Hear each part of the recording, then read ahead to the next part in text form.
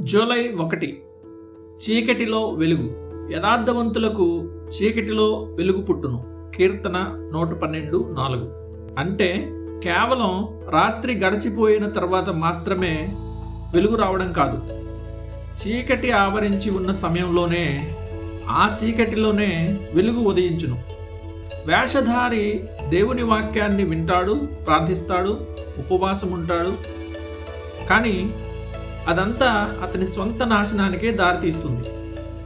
ప్రభురాత్రి భోజన సమయంలో యోధా విషయంలో జరిగినట్లుగానే దేవుని ప్రతి నియమము వేషధారిని పూర్తిగా తన వశం చేసుకోవడానికి సాతాను లోపలికి ప్రవేశించే ఒక విశాలమైన ద్వారంగా మారుతుంది.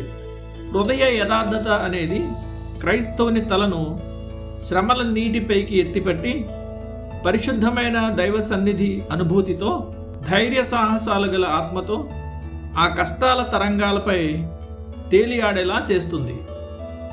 యథార్థవంతులకు చీకటిలో వెలుగు పుట్టును. కీర్తన 112:4. రాత్రి ముగిసిన తర్వాతే కాదు, చీకటి మధ్యలోనే వెలుగు కలుగుతుంది. వేషధారి హృదయాన్ని లోపల దహించి వేసే శ్రమలే యథార్థవంతుడైన మనిషి యొక్క కృపకు, ఆదరణకు బలమైన పోషణగా లేదా ఆధారంగా మారతాయి. వాతావరణంలో తడి తగిలితే తెగిపోయే సంగీత వాయిద్యపు తీగల వలె వేషధారుని సంతోషం ఉంటుంది. కానీ యథార్థత అనేది అన్ని కాలాల్లోనూ, ఎలాంటి పరిస్థితుల్లోనైనా ఆత్మను దైవిక శృతిలో స్థిరంగా ఉంచుతుంది. అస్థిరులైన ప్రజలు తమ అనుభూతులను బాహ్య పరిస్థితులకు అనుగుణంగా మార్చుకుంటారు. ఎండ కాస్తే ఉల్లాసంగా, వర్షం పడితే నిరాశగా ఉంటారు. కపట హృదయము గల వారి మార్గం ఇలాగే ఉంటుంది. తీవ్రమైన చలికాలం బలహీనమైన శరీరాశలను క్షీణింపచేసి చంపివేసేలా కొన్ని శోధనలతో కూడిన పరిస్థితులు వారి ఆత్మను బలహీనపరచి వారిని నాశనం చేస్తాయి. అయితే శ్రమలు అనేవి క్రైస్తవుణ్ణి క్రీస్తుతో మరింత అన్యోన్యంగా ఐక్యపరిచి అతడు ఆత్మీయంగా ఎదిగేందుకు సహాయపడతాయి. తుఫాను వచ్చినప్పుడు తేనెటీగ నేరుగా తన తేనె పట్టు వైపు ఎగిరిపోయినట్టే కష్టాలు క్రైస్తవుణ్ణి నేరుగా ప్రభువు బాహువుల చెంతకు నడిపిస్తాయి. యేసు ఒడిని అంతటి ఆదరణకరమైన దిండుగా కలిగి ఉన్నవాడు ఎల్లప్పుడూ ఆనందిస్తాడు.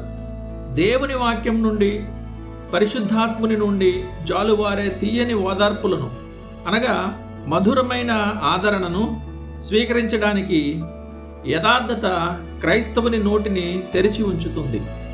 వాస్తవానికి దేవుడు తన వాగ్దానాలన్నింటినీ ఇటువంటి యథార్థవంతుల కొరకే ఉద్దేశిస్తాడు.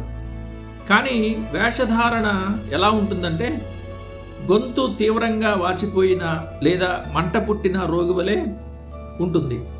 అతడు లోపల మండుతూ ఉంటాడు, కానీ పాపం తన ఆత్మలో రగిల్చిన ఆ మంటను ఆర్పుకోవడానికి అతడు దేనిని మ్రెంగలేడు, అనగా దేవుని ఆదరణను తీసుకోలేడు.